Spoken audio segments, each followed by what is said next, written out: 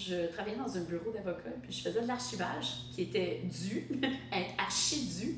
Et puis, je suis tombée sur un recueil de coupures de journaux qui concernait l'affaire Morgane Thaler. Et puis, c'est à ce moment-là que j'ai réalisé, je pense que je l'avais jamais vraiment, je m'en étais jamais vraiment rendu compte, à quel point le droit à l'avortement est récent au Canada.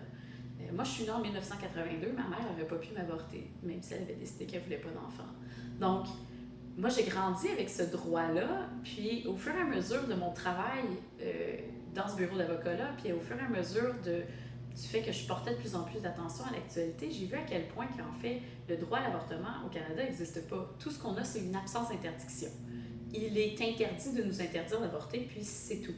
Donc, le droit n'est pas encadré, ce qui mène parfois à certaines aberrations. Le droit n'est pas balisé. Pourquoi? Parce qu'à chaque fois que les politiciens ont essayé d'encadrer ce droit-là, c'était toujours fait d'une manière un peu coercitive.